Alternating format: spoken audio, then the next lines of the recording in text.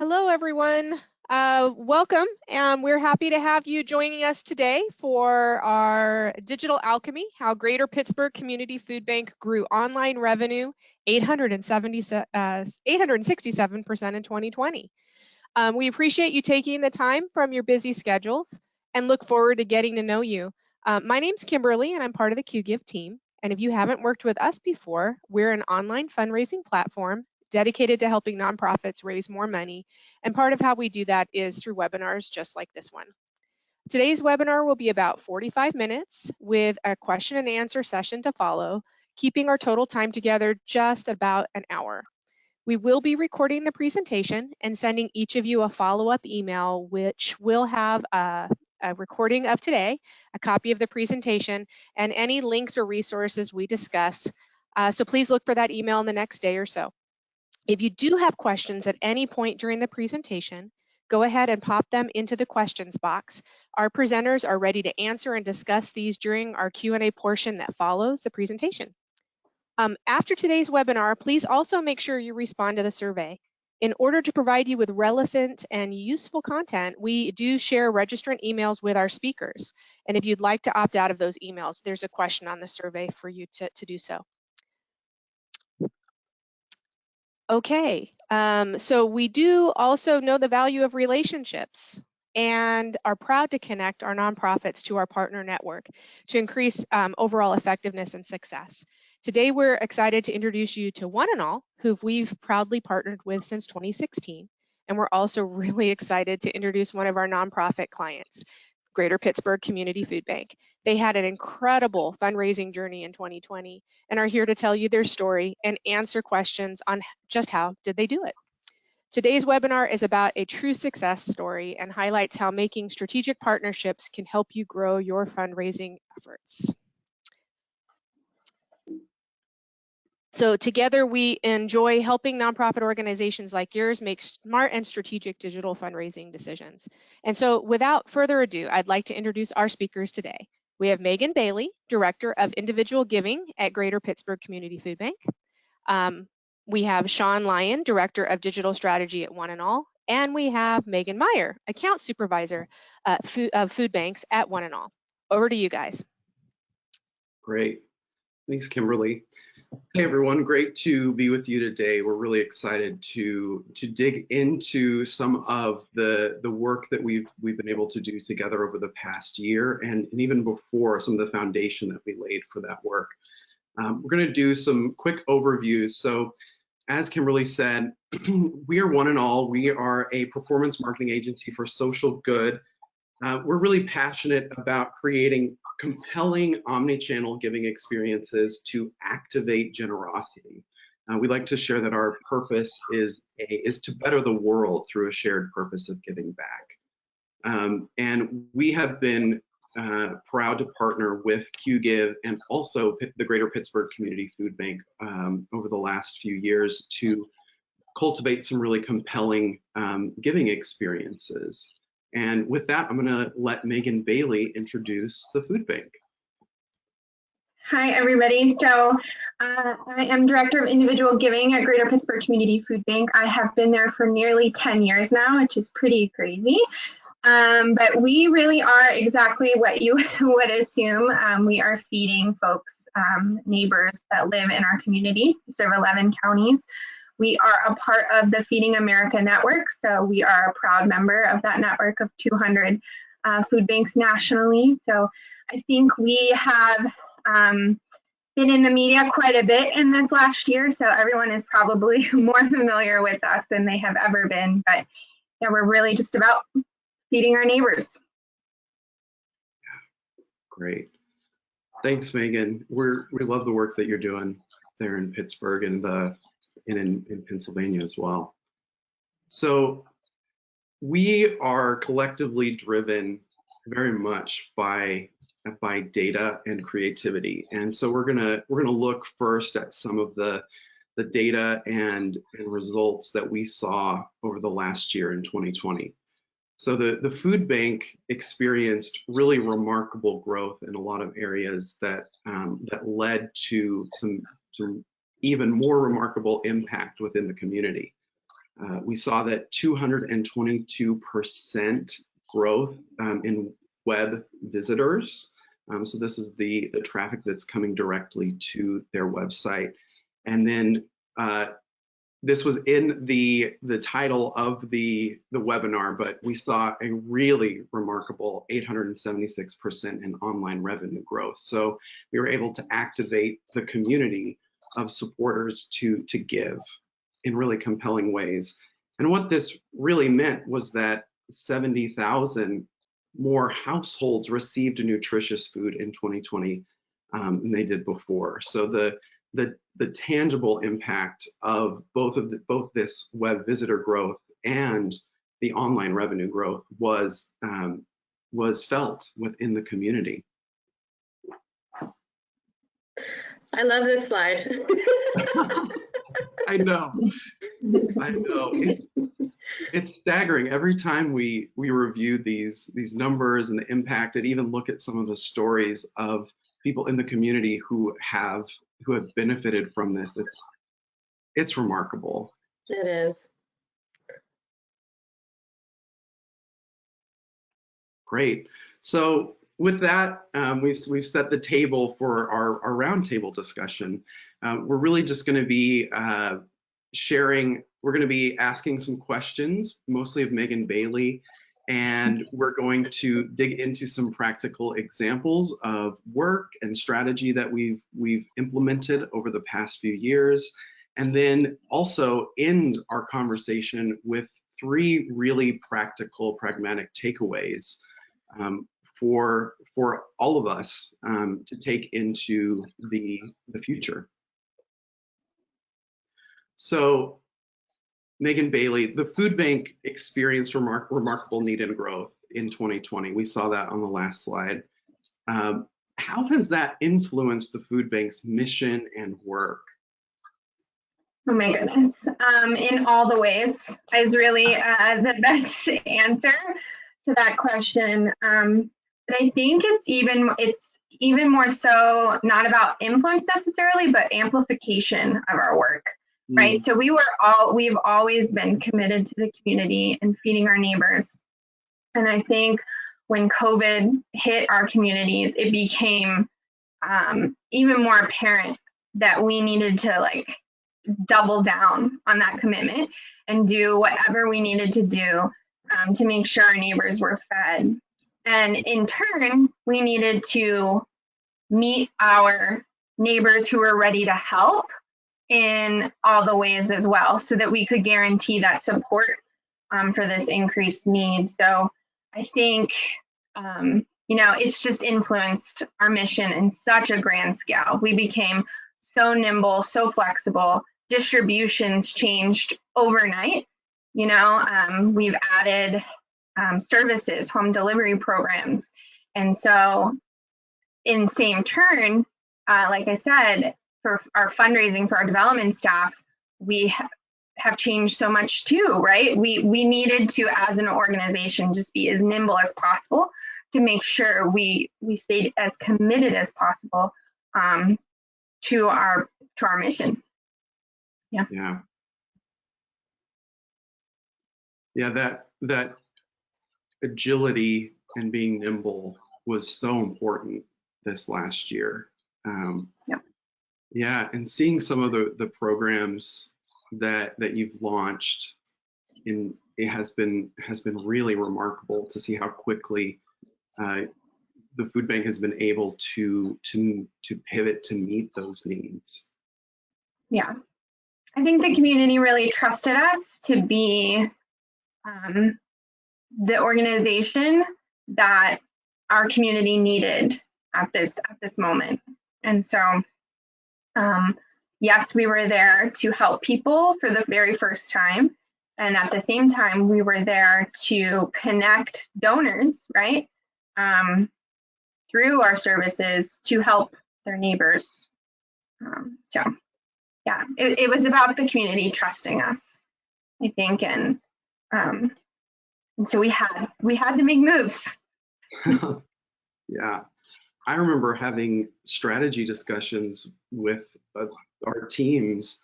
You included at the beginning of the pandemic in March and April, just discussing things like, do we stay the course with our strategies that are in place? How do we stay the course, but also remain nimble at the same time? And that was one of the things that I feel like we collectively navigated really strategically. Yeah, I remember sort of having a several hour long conversation, kind of looking at everything that we had in the works, kind of ready to go. We had like a whole email campaign ready to go out within the next few weeks, focusing on feeding kids for the summer. And just with the pandemic being so top of mind, really needing to, again, like be nimble and be agile. And we revamped that campaign so that it was definitely more like an urgent need call to action. And I think there were moments of like, should we stop? Should we pause? You don't think there were definitely moments where I questioned everything. And I, had very frank conversations with Megan, where I was like, should we not mail anything? Should we not send anything? And it was really on them to convince me, like, this is actually what we need to do is to stay the course. Yeah. Pivot, flexible, change, but stick to the strategy so that we can get the results that we needed in order to sustain the work that we were doing at the organization. Yeah, I think it's human nature to question, to kind of lean into that fear, I guess, and uncertainty when we are uncertain, just to stop.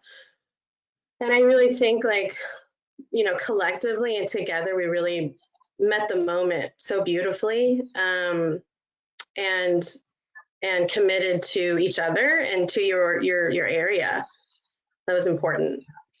Yeah.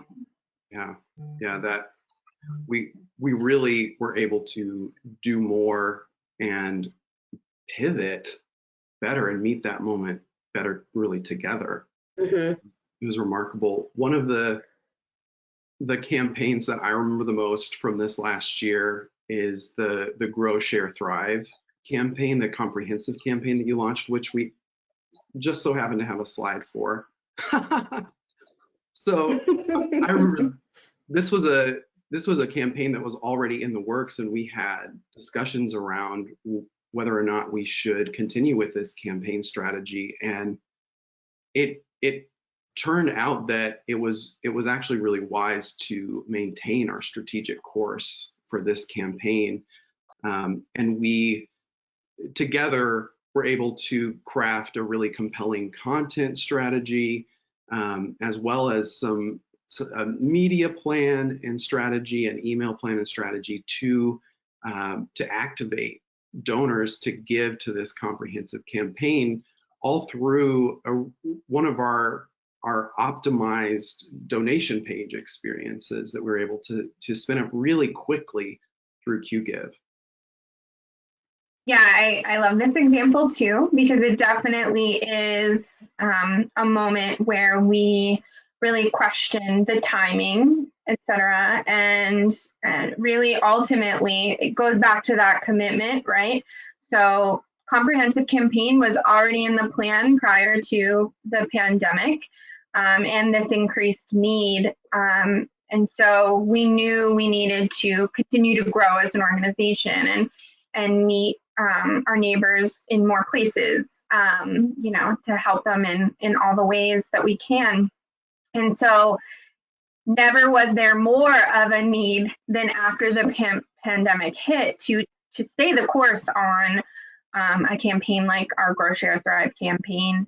And to the point on Qgiv, so we onboarded Qgiv fully in February 2020, which I cannot describe to you how thankful I am that that happened in that month, because really everything, as we all know, just, blew up in March.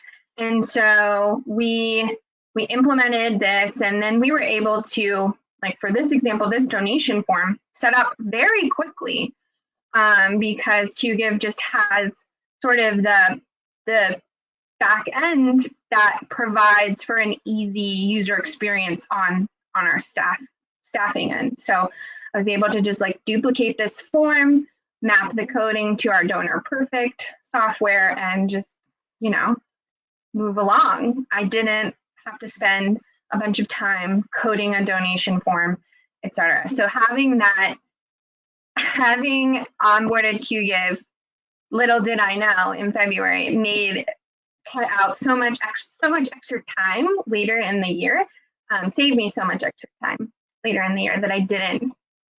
You can give yourself a pat on the back or pass Megan. Absolutely. Yeah, and we made that connection and recommendation for those reasons, because we knew your organizational objectives and goals, and one of those being efficiency on the back end, but also the understanding the user experience portion of it, and a really streamlined and excellent user experience to remove some of those barriers to giving and generosity. Yeah, and that's a great point. That one and all really is the one. You really are the ones that brought Qgiv to us as even an option to explore when we were thinking about moving away from our previous online giving providers. So, partnership full circle right there. Pass Megan. Yeah. Actually, really, past, we just have such great partners sort of behind the scenes, and I get to work with them on a daily basis and effectively, hopefully, communicate what it is that you really need. And I just have so many experts at my disposal that I can lean on and get the best recommendations and take them back to you, knowing what it is that you truly need. I'm just so grateful that we did what we did when we did it. Yeah. Amen. So we've looked back on 2020, but one of the things that we wanted to discuss was the pre-2020. How did we get to this place where we could meet the moment so well? We know that results like this don't really just happen. Megan Bailey, what do you think allowed the food bank to meet this moment so well? I would say number one, having really strategic annual plans on a year-to-year basis. So our work, especially that we do with One and All, is so very, that we lay out a strategic plan to get to the places we need to be on an annual basis. And so we had done so much work prior to March 2020, where we had set ourselves up to meet this sort of digital, right? Explosion. Perfect word. Digital explosion. Right? Because we know our increased results aren't solely because of our digital experience is really, in my opinion, best in show. But it really was, people saw the need of our community, and they were there to answer the call for that. But at the same time, we needed to provide an experience to those supporters that was easy. And so we did so much work prior to that. Donation form optimization testing. Our donation form has a sustainer call out on it. So we're building loyal advocates right on first time they experienced our donation form. Just so much was baked in the months prior to March that made us ready. Yeah. Yeah. Yeah, I think we did 2 full rounds with multiple phases of donation conversion rate optimization testing, and then UI UX testing as well, user experience testing. And those informed a lot of what we used in 2020 to cultivate those experiences. And yeah, I love that sustainer call out, Megan. I remember that test, and it was really, really compelling. Yeah. I mean, our sustainer program has more than tripled since last March. Yeah. And yes, we have had, I think we'll even go over it later in the presentation, we have had very strategic, campaigns around sustainer conversion. But the true star is the donation form call out of, what really how can people provide the most impact? And it's laid out right there in the donation form with a compelling ask above it, and people that spoke to people, right? And so that donation form is doing the work at midnight when people decide that they want to get a story, right, on the 11 o'clock news about how they have neighbors that are hungry for the first time, and they can go to the donation page or go to our website, Google us, go to the donation page. We have a clear donate button, which also optimized, and then go to the donation form and have a user experience that provides them with least friction, as we say in the industry, so that they can give and feel good about that experience. Yeah. I love that you highlight how important this is both for the earned media side of things. So news, PR, the website is truly a gathering place for earned and paid media experiences, and that's why it's so important, and why we invested so much in the testing and optimization of the experience, right? Well, and we keep digital in mind, and this is really because of something that One and All brought to us a few years back. We really keep digital in mind for everything, right? Direct mail pieces have an exclusive URL that takes them to a donation page that is tracked exclusively for those direct mail respondents. It's woven into everything. Yeah, it truly integrated experiences, right?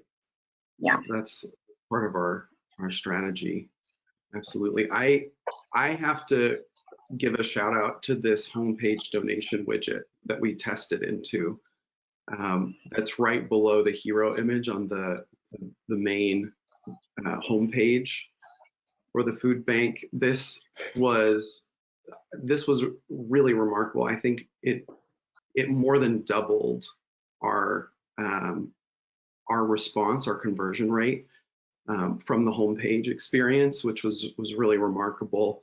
And I also like that we're highlighting the impact here, right? Your gift of $100 can provide 500 meals, and that changes and is dynamic depending on what you select here. And then it's also paid off on the donation page, right? So it's a seamless experience as you go from this widget on the home page to the donation page. There, the dollar amount is automatically populated, which is really fantastic experience for the supporter. Yeah, one less click is our motto. Well said. Well said. Well, yeah. And to loop in sort of the Qgiv capabilities on this sort of moment too, one of the main reasons you did bring Qgiv to us and why we chose them was the highly customizable capabilities of the donation form, because we did do a lot of optimization testing within our previous platform, and we wanted to keep those learnings in the donation form we had with Qgiv, and we were able to do that. And like using this widget and other pieces that we'll sort of see on the next slide, I think. So yeah, it just was so important to go back to that sort of foundational work, right? To stay committed to what you have learned prior and let that sort of guide your today and your future, right? So we didn't just throw it all away because we changed platforms. We kept all of those learnings in mind. Yeah, it really informed your decision making. And this is a huge consideration. Like, what is our donation system or online donation system going to be? It's probably one of the biggest decisions you could make in a development capacity.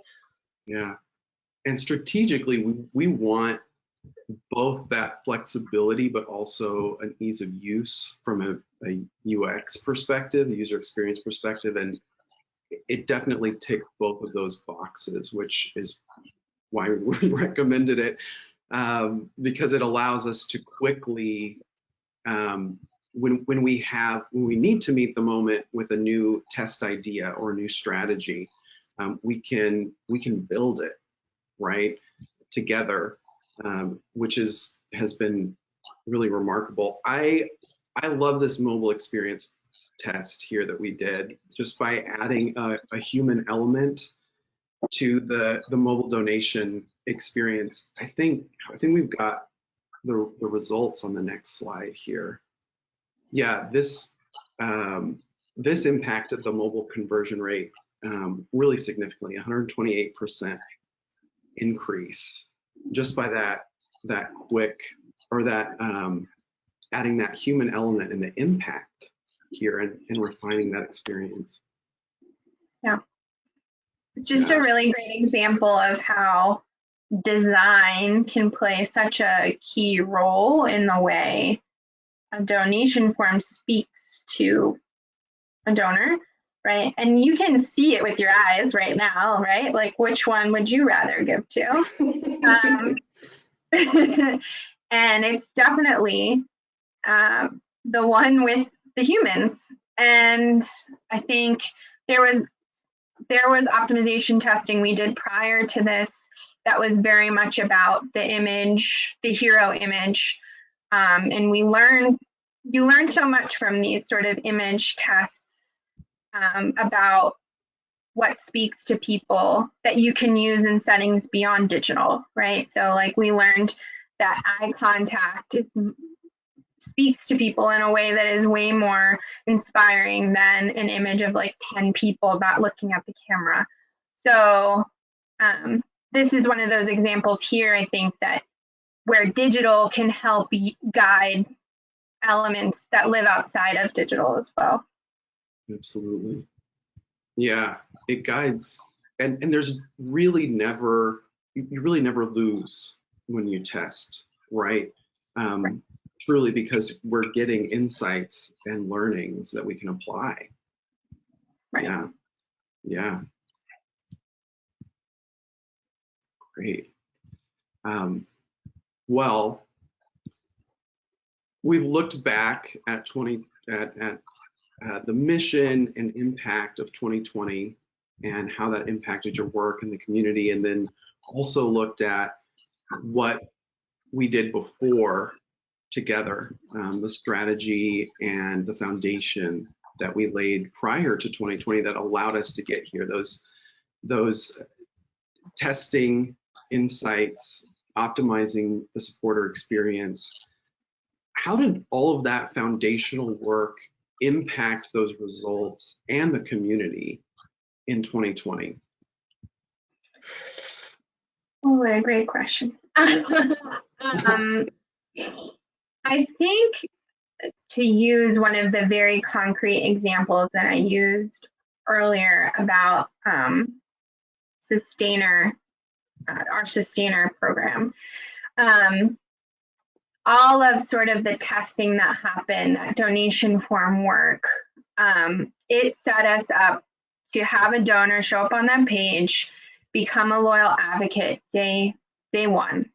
And so that impacts results in that donor now has a long-term relationship with the food bank, right? So they saw a story, they got an email, what have you, that led them to the donation page, and now they're ready to give. And now the donation form has led them to give long-term.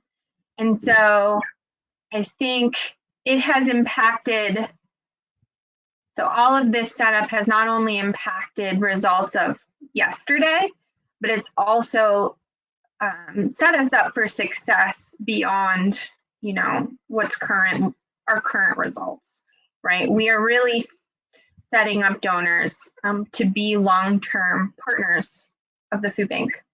And I think that is what's most meaningful to us and our community. We need people who are like in on this for the long haul, right?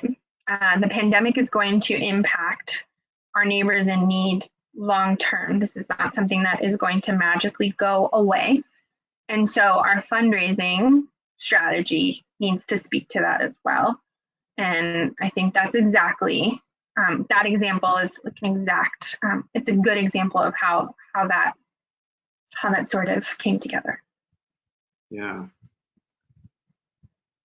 I think about how, you know, investing early on allowed us to be able to focus on telling the stories of impact in the community, right? It allowed us to not worry about our donations coming in the door. Is the donor experience streamlined or not? We didn't have to question those fundamental things. We could focus on sharing the impact of donations to continue strengthening those relationships, right? Yep. You're able to focus on what we needed to together. Mm-hmm.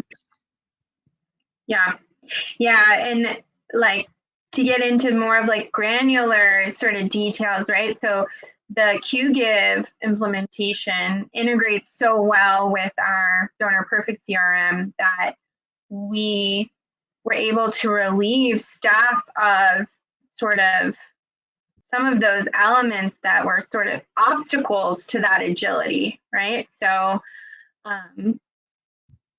when you can set yourself up for success in the future, you can just do so much more. When I can lean into trusting partnerships, I don't have to know all the answers. I can, is a collaboration. And I think and I can stay focused on what I need to stay focused on, and our partners can stay focused on what they need to stay focused on. And we can come together in this alchemy, as the title of the webinar alludes to. And I think that is really what it's about. Donors want us to be using our time and money wisely. And so when you are ready to meet the moment, as this slide says, I think that says that is most meaningful to donors, right? When you can be agile and focused and provide a good experience. So you're not getting caught up in all the minutia. Yeah, I think that's why partnership is so crucial, and having the trust in your partners is so crucial. All systems need to be firing. All engines need to be firing in always, but especially I think this past year, like I need to be doing what I need to do to support you, Megan, so that you are using your time wisely, because you're on the front lines and you're responsible for so much. And there's a lot of pressure on your shoulders to make sure that the food bank is equipped to do what you're being called to do. And I, in turn, have partnerships internally. Sean is a great example. I feel like we talk daily, probably. And just so that we can all sort of be agile together and just really working together, even though we're a couple thousand miles apart. Yeah. Yep. Yeah. We all shouldn't be. Oh, sorry, Sean. I was just going to say we all shouldn't be recreating the wheel constantly. That is not a good use of our time for anybody. So, yeah. Megan Meyer, when you mentioned the thousands of miles apart, I just thought, oh wow, yeah, we are, but it didn't feel like that, right? No. Maybe that's part of 2020, but it never really has. Because it really does feel like we're on the same team after the same goal, right? Absolutely. Yeah, that just struck me as you said that. And I remember being on a call a few months ago with Megan and folks from Qgiv, where I was just sitting there like, wow, isn't this magical that these partners are meeting about helping the food bank, the food bank, get things done in the best way possible. And I didn't have to do any of it alone. And I guess, there's just something about that. Yeah. Absolutely. I remember that conversation, and even though I don't know all the technical side of things, and I don't need to, because I have people who do, and we have Qgiv, but the magic and the alchemy of bringing people together and solving problems. I think a lot of your problems are solved, Megan, in terms of the online giving experience. Yeah. Now I'm thinking about the campaigns that we were able to launch in 2020. Who doesn't remember Giving Tuesday Now? Oh my gosh. And how quickly that came. Talk Bless about it. the moment. Yeah. And then also some of the organizationally specific needs that we were able to create strategic campaigns around. I think of both Giving Tuesday Now and the aforementioned Sustainer campaign as well.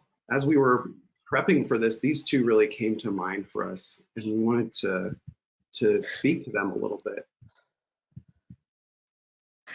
Yeah, these are both really, really great examples, really timely examples. Giving Tuesday Now was something that did sort of just come up. Yeah. And it was an opportunity, we had to seize the day. And one and all came to us with, creative laid out and sort of what you all were proposing. And I really said, no, that's not going to work for us. We need to be flexible on this creative and make it more authentic to who Greater Pittsburgh Community Food Bank is. And it ended up being perfect, right? It spoke to who we are. Very authentic. This picture is a picture taken by our marketing and communications team internally, who was doing such great work on story gathering from and really capturing the moment that was happening in our community. And so this campaign just kind of combined all of that. And I could have never, I can dabble in the email creative coding, but I could never have come up with such a inspiring good looking, beautiful campaign as we see here on the left.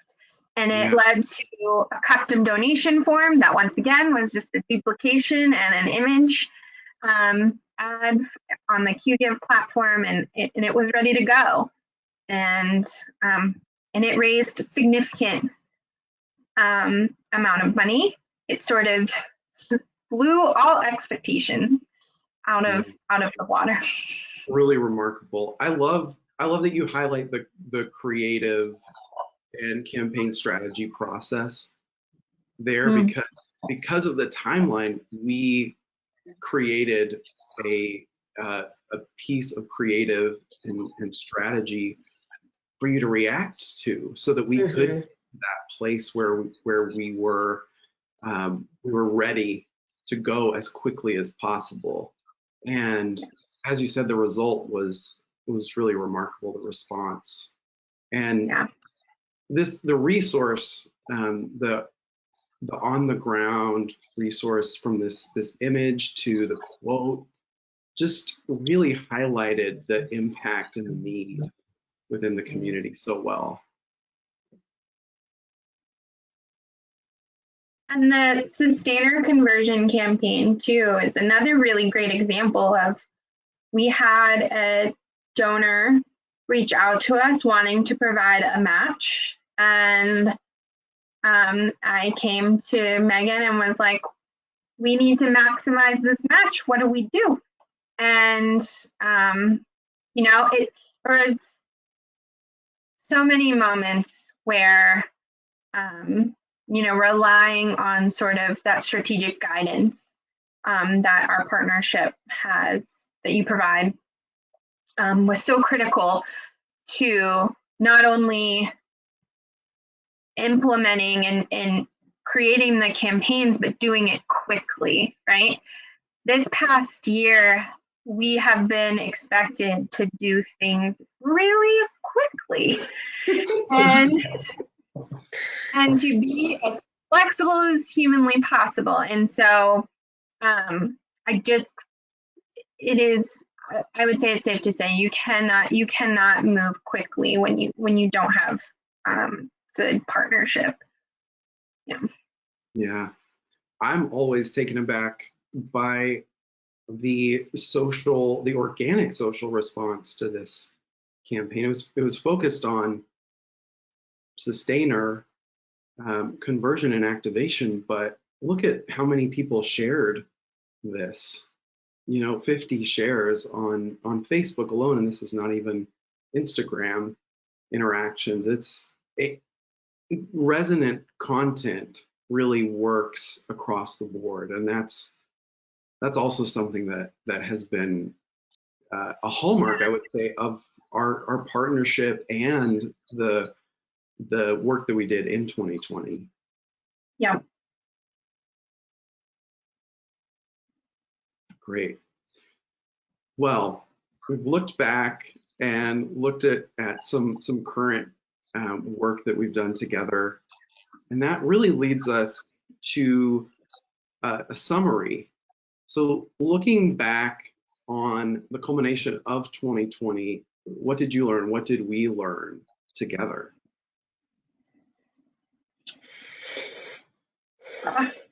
All the things. I will be very honest in that I am naturally, like, I always lean into learning.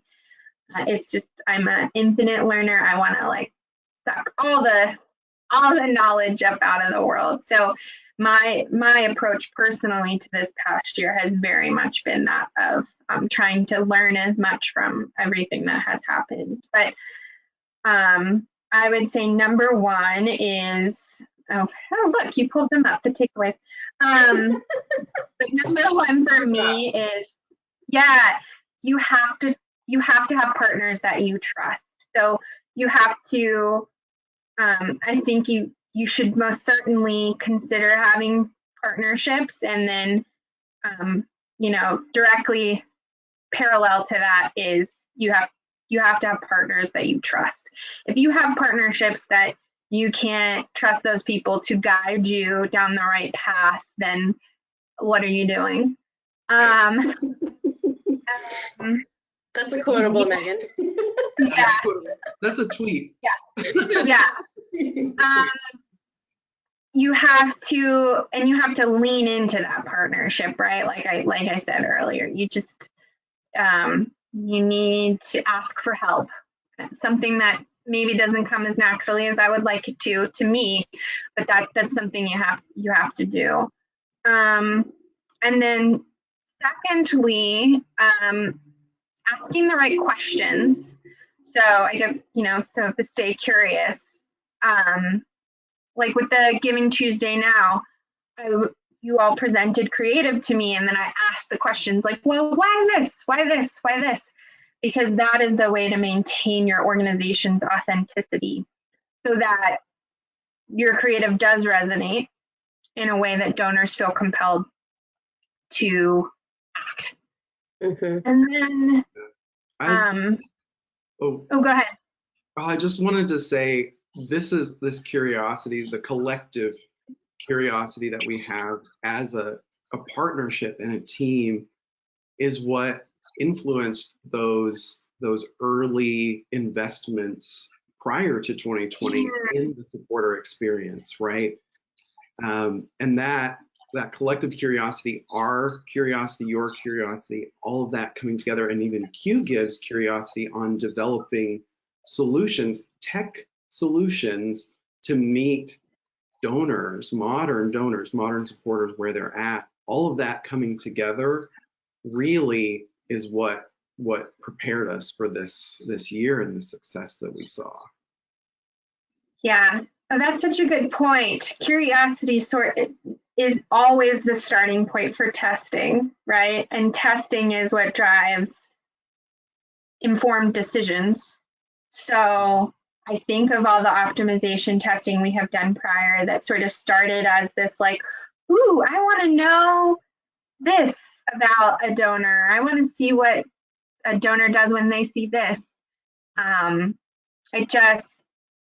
That curiosity is certainly the catalyst to learning more about our donors, to ensure that we're talking to them in the way they want to be talked to, and providing them with the resources they want to be provided with, and etc. Yeah, curiosity often leads to empathy, which is so important in engaging supporters where they're at. Yeah. Totally. Yeah, I think Megan and I have really built, I think, a trusting relationship, and hope I can say that. I think so. And it's my job to listen to her and really hear what it is she's asking for, and to have that dialogue, and sometimes say things that maybe you're not quite prepared for, potentially, just as a recommendation.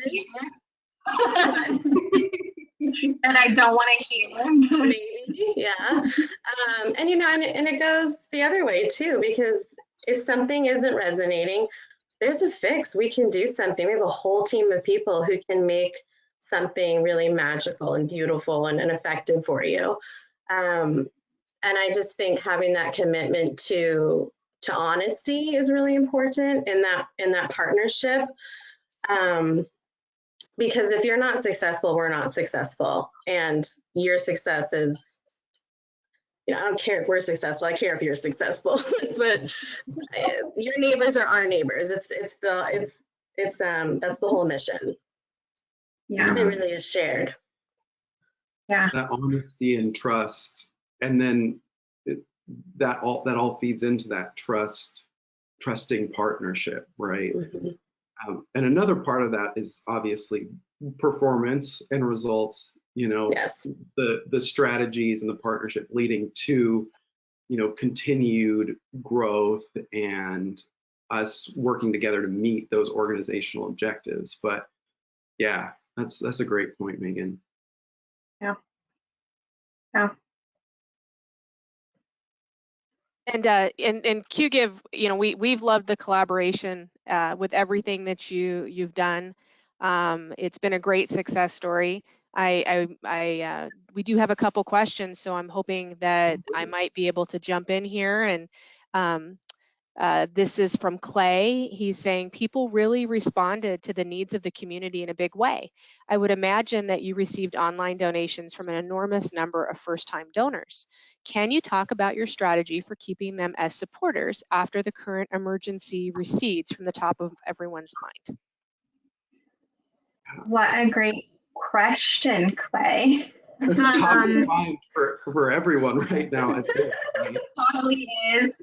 We were just having a meeting with Megan yesterday about second gift conversion rate of those COVID donors and retention rate.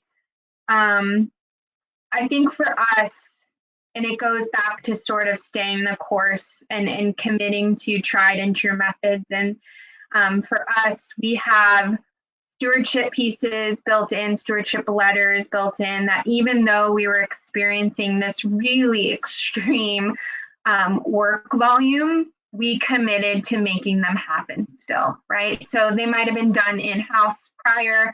The one and all would write the copy. We would send the letter directly from the food bank. But we moved that to a mail house to ensure those things still happened. We have a TY, a thank you remit envelope that goes in our acknowledgement letters. We stayed committed to paper acknowledgements during the pandemic, which definitely was a big ask of our staff, right? Our staff bending over backwards to ensure these sort of acknowledgements, stewardship pieces got in the hands of the donors that deserve them. And then providing those donors with this remit envelope to instantly make them a second gift donor, to ensure we're continuing that relationship. And I remember that envelope being implemented at the food bank years ago and thinking, oh, I don't know, guys. But it really does. It works. It is a method that has proven time and time again. And I remember someone from Feeding America, from the development team at Feeding America, me questioning, sort of sending an email again at the moment. And he said, donors want to support you right now. They want to hear from you.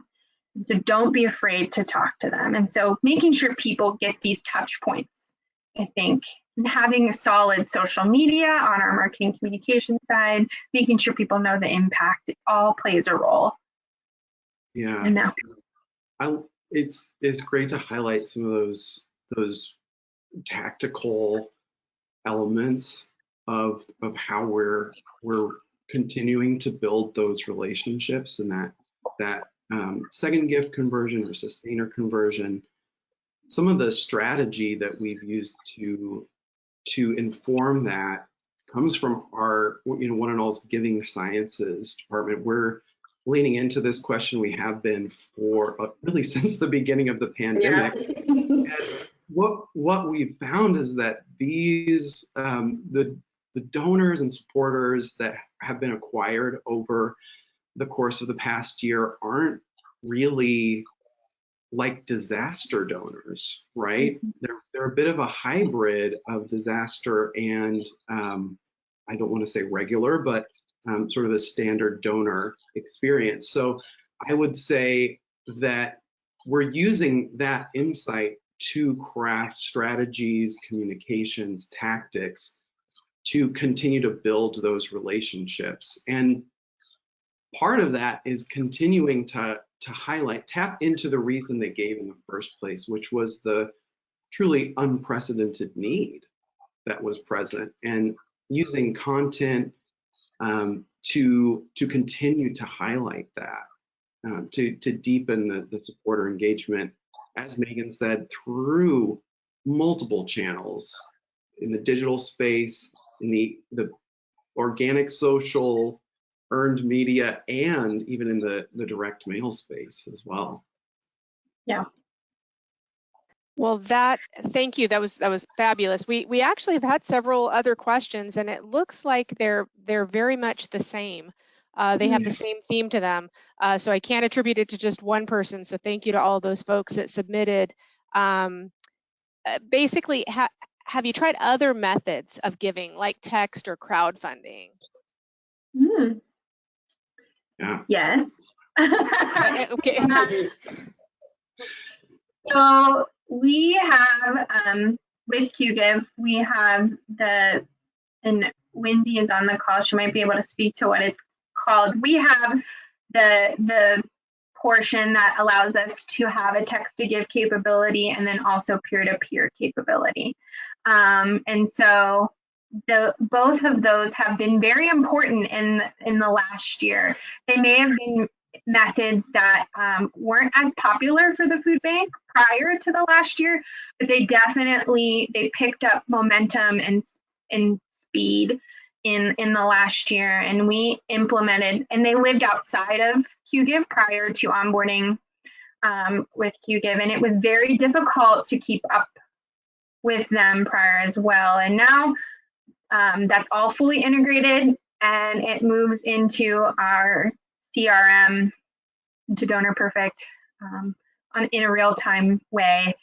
And so yes, I think we have learned in this past year, more so than ever, to meet, just as we meet neighbors in need where they are, we have to meet donors where they are. So if donors want to text to give, we need to have that option. If donors want to have a fundraiser with their friends because they can't connect in person, they need this like virtual connection, we need to offer that. Because it really is all about connecting neighbors to helping neighbors. And so yes, we definitely do those things. Yeah, 2020 we saw just accelerated digital adoption too, right? Yeah. So crowdfunding and peer-to-peer experiences online, so important. And we highlighted the mobile experience through the donation page, but also leaning into that ability to text to give has been so important this last year, and I think will continue to be important as we head into the future, the next normal. Yeah. And I think this will be our last question. We're just coming up on time, but April is asking, basically, not everyone can afford this. What should they do? How should she approach this? It's a good question. I can speak to, I think, what I know best, and then I'll let one and all speak to sort of the direct response element. But